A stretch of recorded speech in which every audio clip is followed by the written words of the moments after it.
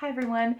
This is the fourth video that we're doing on debriefing your team at the end of the fall. And today we're going to talk about celebrating and honoring people in the context of a debrief. That is one of the best things about pausing at the end of a season, is that you get the opportunity to celebrate great results, which are amazing, but also you get the opportunity to celebrate great character traits that you saw in people: perseverance and courage and innovation and empathy, things that often lead to results in the long term but might not have right away. But this moment you get to pause and pay attention to those things in your team members. So before we get into how to celebrate and honor in an activity that I want to share with you, I want to take a minute to just say, if you are in an organization that has the financial resources to compensate your people with some kind of bonus or gift, or to pay for dinner and take everybody out, I really want to encourage you to do that. Especially if your company is making a lot of profit. I think it speaks volumes to your staff and your team members, either positively or negatively. If they know that you guys have made a lot of profit, and then none of that trickles down, then you can be speaking a lot of words of celebration and honor and affirmation, and it can ring a little hollow if you've not shared the compensation that you're receiving. So I just want to put that out there. Do whatever you can to be as generous in celebrating your people as possible.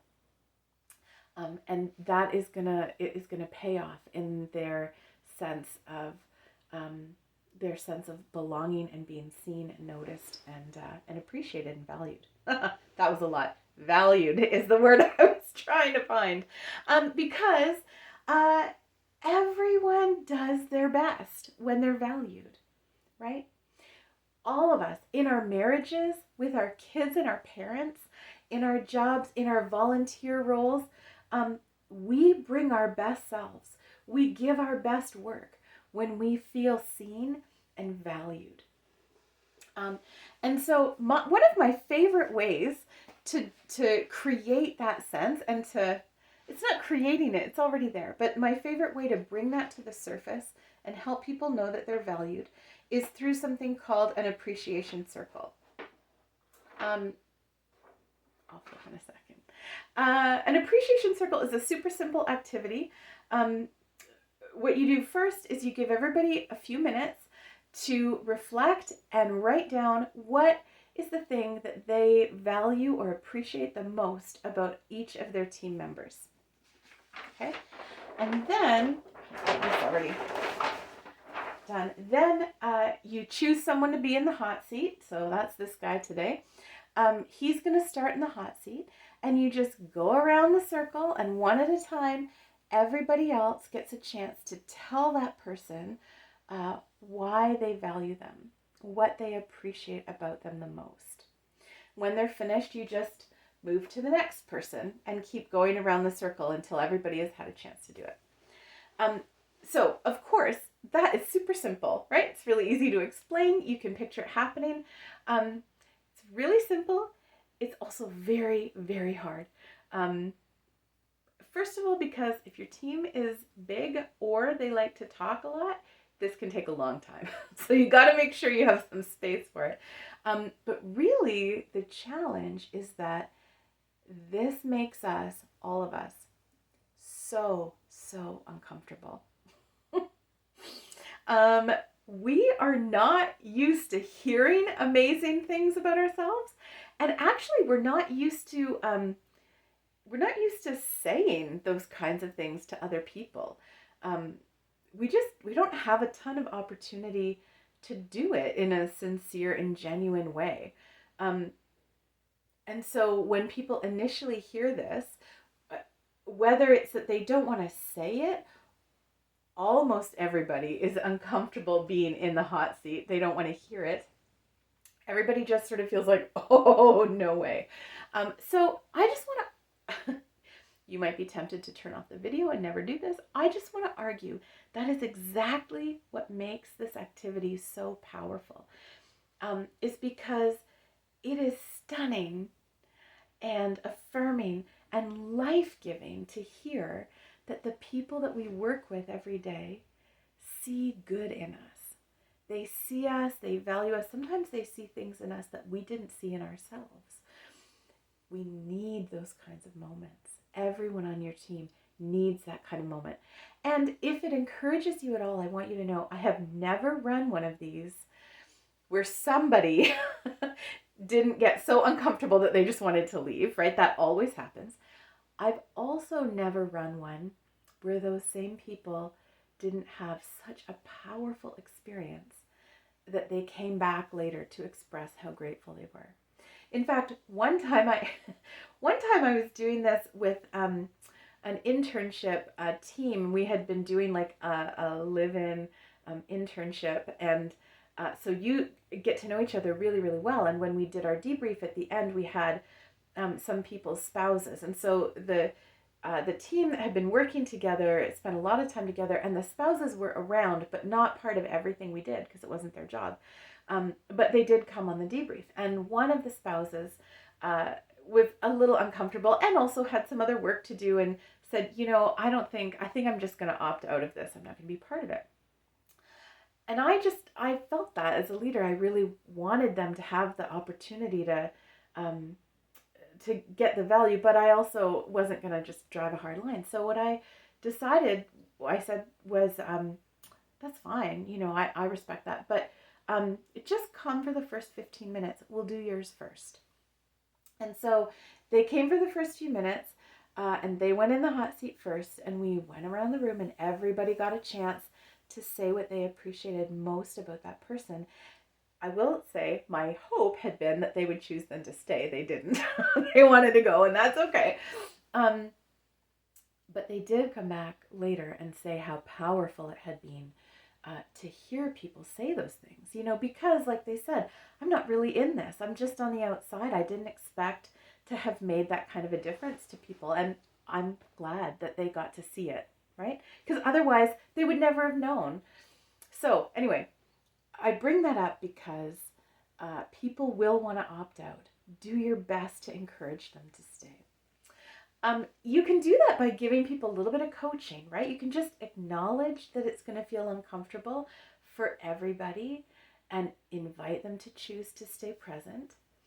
And then the other way to coach them is to name some of the specific ways that people are going to be tempted to to get out of the discomfort, to deal with their feelings.